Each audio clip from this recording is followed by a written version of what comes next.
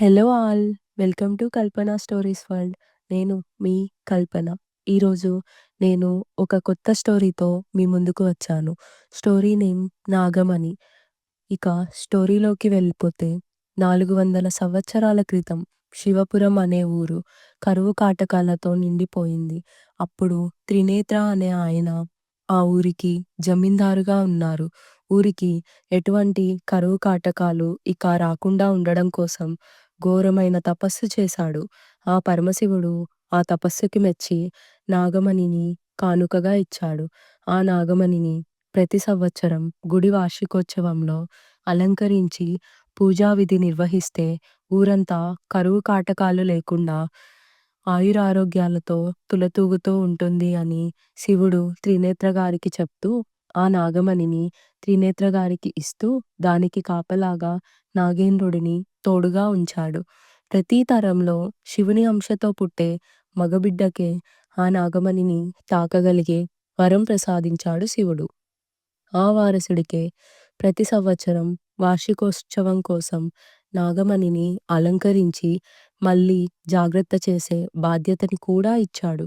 అలా అప్పటి నుండి ఆ శివమణిని తాకే శక్తి కేవలం ఆ వంశంలోని శివుని అనుగ్రహంతో పుట్టిన మగబిడ్డకి మాత్రమే సొంతం.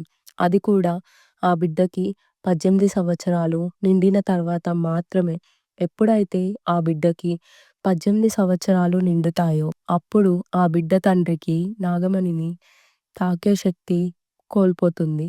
మరి ఎవరైనా ఆ నాగమణిని తాకడానికి ప్రయత్నిస్తే నాగేంద్రుడు కాటు వేస్తాడు. ఇప్పుడు లక్ష్మీనారాయణ గారు శివపురం అనే ఊరి జమీందారుగా ఉన్నారు. ఆయనకి ఇద్దరు కూతుళ్ళే. పేర్లు సీత ఇంకా రేఖ. కొడుకులు ఎవరూ లేరు. వారి వంశ కులదైవమైన శివుని గుడిలో ఆయన భార్య జానకి గారు ఇంకా ఇద్దరు కూతుర్లతో కలిసి పూజ చేయిస్తూ ఉన్నారు. పంతులు గారు పూజ చేశాక నైవేద్యం సమర్పించి ప్రసాదం ఇచ్చి అందరినీ ఆశీర్వదిస్తారు. లక్ష్మీనారాయణ గారు గుడిని బాగు చేయడానికి ఇంకా వచ్చే నెలలో గుడి వార్షికోత్సవం జరపడానికి కావాల్సిన డబ్బు ఇచ్చి పూజారి గారిని దగ్గరుండి ఏర్పాట్లు చేయమని చెప్తూ ఉంటారు. లక్ష్మీనారాయణ గారికి వంశపారంపర్యంగా వస్తున్న దేవుని నగలు ఇంకా నాగమణిని కాపాడే బాధ్యత ఉంది. అవి ప్రతి వార్షికోత్సవానికి స్వామివారికి అలంకరించి పూజా విధి అయిపోయాక మళ్ళీ జాగ్రత్త చేస్తూ ఉంటారు లక్ష్మీనారాయణ గారు. లక్ష్మీనారాయణ గారికి మగ సంతానం లేదు. తర్వాతి తరంలో ఈ శివమణిని కాపాడే బాధ్యత ఎవరికి ఉంది అనేదే ఊరివారందరి ప్రశ్న. అందుకే గుడికి వచ్చిన ప్రతి ఒక్కరూ మీ తర్వాత మీకు కలిగే మగ సంతానానికి మాత్రమే కదా నాగమణిని తాకే హక్కు. మరి మీకు మగబిడ్డలు లేరు కదా అని అంటుంటే, ఆ పరమశివుడి ఆజ్ఞ లేకుండా ఏదీ జరగదు అంటారు కదా! అందుకే ఆ పరమశివుడే చూసుకుంటాడు అని చెప్తూ ఉన్నారు లక్ష్మీనారాయణ గారు. అజాత అని ఆ ఊరిలోనే ఉంటాడు. అతనొక రాక్షసుడు. ఏదైనా కావాలి అని అనుకుంటే మనుషులని చంపి అయినా సరే సొంతం చేసుకుంటాడు. అతని కన్ను ఇప్పుడు నాగమణి మీద పడింది. గత కొన్ని సంవత్సరాలుగా ఆ నాగమణి కోసం ప్రయత్నిస్తూనే ఉన్నాడు. ఆ శివమణిని తాకే శక్తి కేవలం ఆ వంశంలో ఉన్న శివుని అనుగ్రహంతో పుట్టిన మగబిడ్డకి మాత్రమే సొంతం. అది కూడా ఆ బిడ్డకి 18 సంవత్సరాలు నిండిన తర్వాత మాత్రమే అవకాశం. పైగా 18 సంవత్సరాలు నిండితేనే నాగేంద్రుడు ఆ వారసుడిని కాపాడేది. అందుకే జానకి గారికి మొదట పుట్టిన మగబిడ్డని అజాత పురిట్లోనే చంపేశాడు. వాడిని ఎదిరించే ధైర్యం ఊరిలో ఎవరికీ లేదు. ఎందుకంటే ఎదిరించిన వారిని ఎదిరించినట్లు చంపేస్తాడు కాబట్టి. అజాతకి మాత్రం ఆ నాగమణిని ఎలాగైనా సాధించాలి అని చెప్పి ఒక అఘోరకుడైన తంత్రాతో చేతులు కలిపాడు.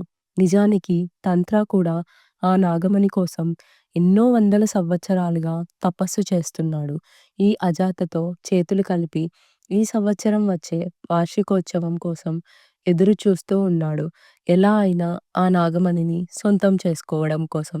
ఆ నాగమణిని సొంతం చేసుకుంటే అతను మృత్యుంజయుడు అవుతాడు అని ఎలాగోలా నాగమణి కోసం ప్రయత్నిస్తూ ఉన్నాడు.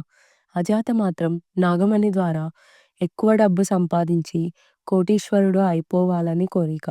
తంత్రికి ఒక్కసారి నాగమణి దొరికితే అజాతని తప్పించి తాను ఆ నాగమణిని సొంతం చేసుకోవాలని కోరిక. గుడి నుండి బయటకు వచ్చిన లక్ష్మీనారాయణ గారిని ఆయన ఫ్రెండ్ అయిన సుబ్రహ్మణ్యం గారు పలకరిస్తూ, "ఈ సంవత్సరం ఉత్సవాలు బాగా జరగాలని కోరుకోవడానికి నేను నా కుటుంబంతో వచ్చాను" అన్నారు. సుబ్రహ్మణ్యం గారి భార్య సుశీల గారు, ఇంకా వారి కొడుకు రఘు, ఇంకా కూతురు చరితతో కలిసి వచ్చారు గుడికి.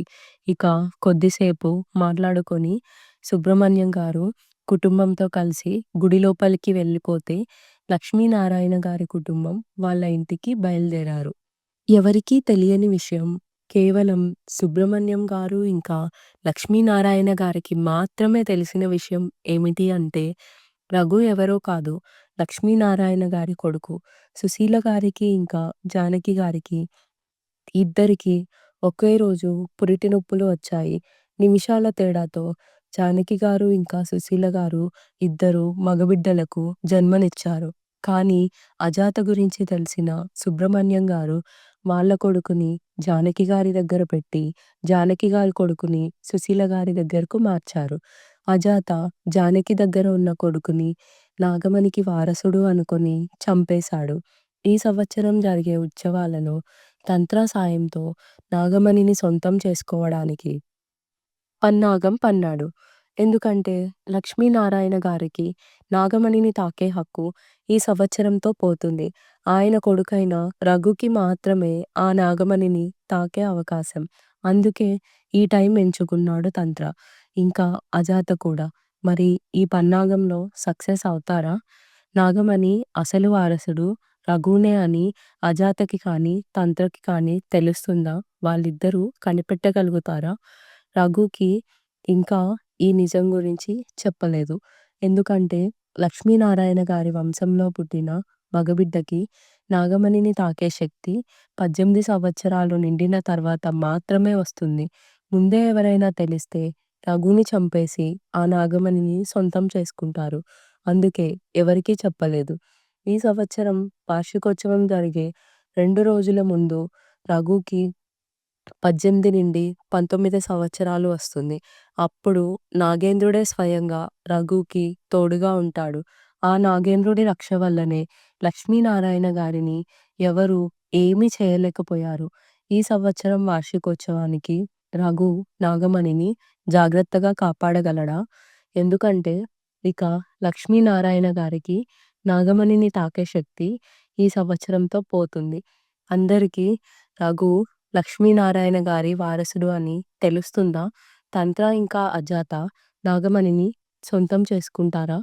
తెలుసుకోవాలి అని అనుకుంటే ఈ స్టోరీని ఫాలో అవ్వండి. Thank you.